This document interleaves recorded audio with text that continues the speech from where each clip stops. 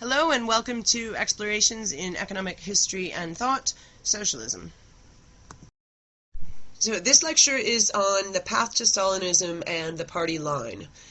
Now, in the last lecture we talked about different factions in the party, and even if they didn't actually offer a cogent alternative, it would have meant someone else would have been party leader had one of those factions won power, in which case it would have won the party line, and whatever they said would have been the party line.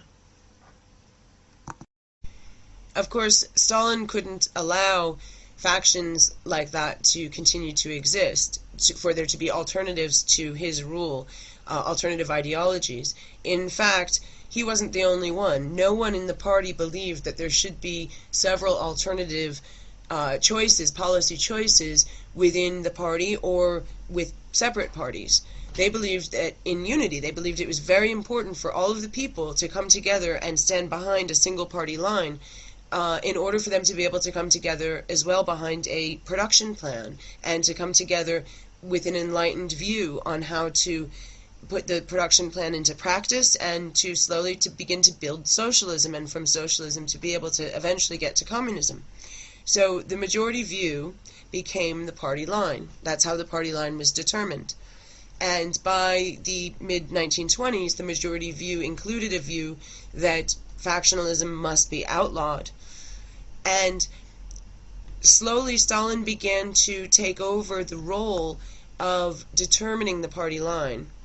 And as Stalin began to do this, he began to dictate the party line, dictate what the party would do. And of course that turned him into a dictator. And after that, there's nothing that anyone can do to defend against this party line, against to protect themselves from being accused of being a factionalist if they disagree with it. So they must agree with the party line. And the dictator of the party line can sway everyone in the party, all of the most powerful people in the country, by setting the party line how he wanted to, against their opponents, or for their opponents, and in that way begin to play the people like puppets. And this is exactly what Stalin began to do as the 1920s wore on.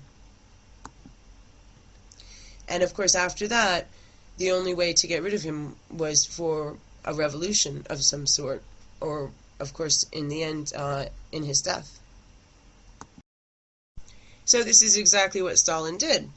As General Secretary, he was able to keep tabs on everyone and began to determine what he wanted the party line to be, and began to control it using all the information that he had on the others in the party. He began to turn them against each other as betrayers of the party line. And he could do this by controlling the party line and slowly beginning to control the people in the party, setting them against each other, and playing them like puppets. And he gained immense control over the people and, of course, over the nation's resources. So, in consolidating power and becoming this dictator, pretty much everyone in the party ended up getting pulled into this, to make room for Stalin to take over. So in 1927, Bukharin testified against Trotsky, making accusations of fracturing and factions.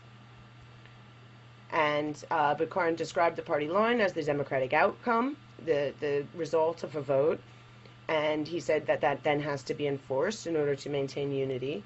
And so as Bukharin said to Trotsky, why would the majority choose the party line otherwise, if it wasn't, the right line, the line that we should back? And so Trotsky lost his responsibilities, including that of war minister, due to his advocacy of Trotskyism, which was obviously a belief in his own ideas. He relinquished control without a fight, seeing that he agreed in general that everyone in the party had to follow the party line in order to lead the people, that this was the right and utopian thing as they moved towards socialism. So he gave up without a fight, and he was later exiled and then killed.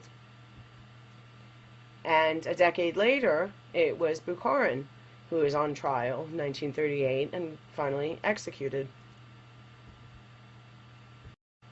While he was in prison waiting for his trial, and as he expected execution after that, he wrote several books. He wrote 4 books, I think, while in jail. One of them, the most interesting probably, was called Philosophical Arabesques. And I sort of imagine jumping through hoops, trying to explain how his utopian society would work. But it was a very good analysis, or interesting analysis, of many philosophical questions. It's worth a read, even if by the end, there are many problems to be found in it, in my opinion. And I think that plays out when you look at his life. But in any case, he wrote, under socialism, society itself is transformed into a deliberate subject. Society itself becomes a teleological entity, a situation that is expressed succinctly in Stalin's formula. The plan? We are the plan. Here is the isolated subject, he said, the individual, simultaneously and to the greatest possible degree becomes immersed in the collective. Here we find the unity of the collectively organized will, he said, and it enriches her humanity, her individualism rather, to the maximum degree.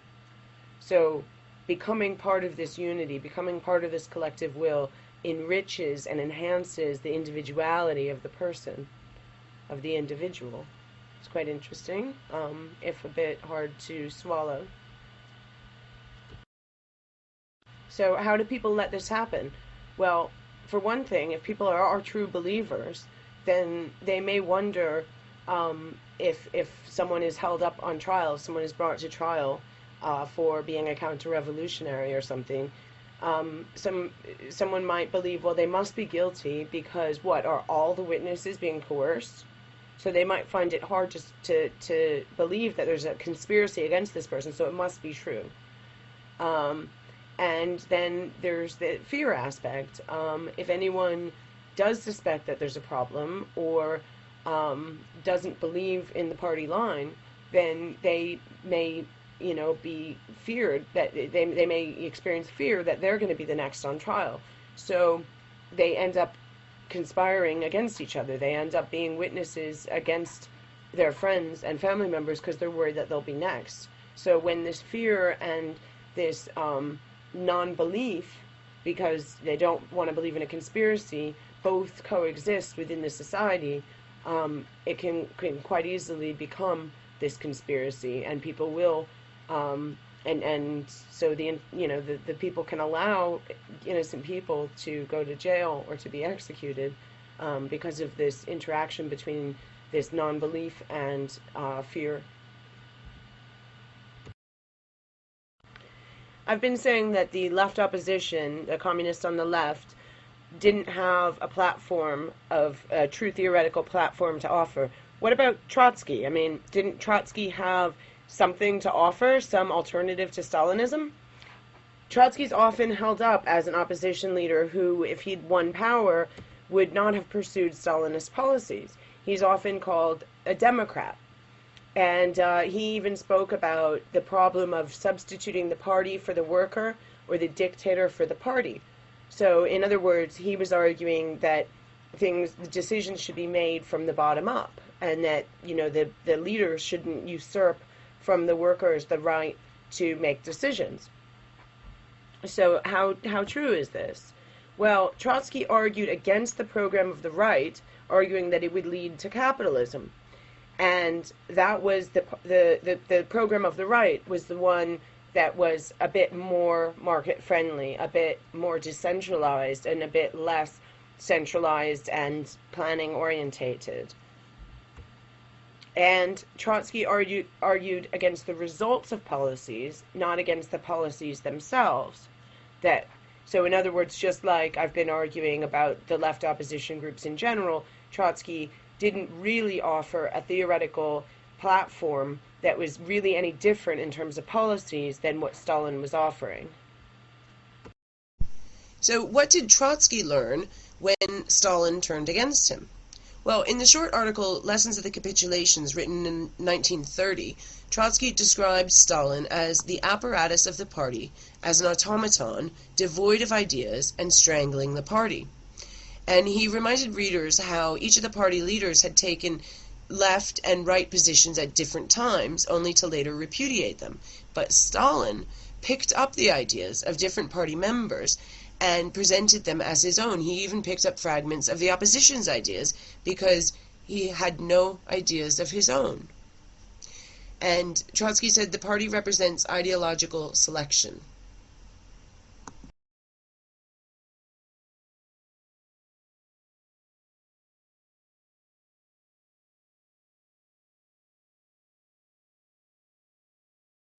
One can also read Trotsky's criticisms of Stalin in this article and wonder whether it's actually different from the policies that Trotsky was advocating in the first place. So he said that Stalin was devoid of principles and ideals, but Stalin represents the party.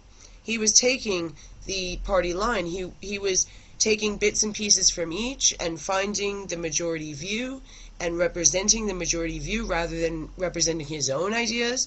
He criticized Trotsky for Trotskyism, and at that time at least he could say, now, we're used to saying Stalinism now and describing his period as leader as a Stalinist state, but at the time he was just finding the majority view and presenting it, so he wasn't actually guilty of Stalinism the way that he was accusing Trotsky of being guilty of Trotskyism, because he had no ideas of his own. So that was actually the ideal. And similarly, Trotsky says that he capitulates, but if only one party line is acceptable, it's actually correct to capitulate. So let's review this briefly one more time. On Trotsky, unity, and the way that Stalin acted as party leader or as general secretary. There's a slow evolution of ideas that Trotsky pointed out, but can this occur when one party line must be chosen? And we should ask whether the party line creates this bureaucratic pressure that Stalin identified. Not just Stalin, but actually the party line itself might have created this pressure. And even if one isn't scared to dissent, if the individual loses their power when they dissent because they're creating factions or fracturing the party, and if there's a continual merging of ideas towards this dominant party line, then you're going to lose the other ideas, and you're certainly going to lose these individualistic ideas that are being punished. Of course, this is what they wanted. They wanted a movement towards unity. However, a little voice in your head might be saying, well, what if the people don't like the party line? What if they're lying that they like the party line? What if the majority view is chosen because people were scared and were going along with something that some bully pushed them into, and it wasn't really what they wanted?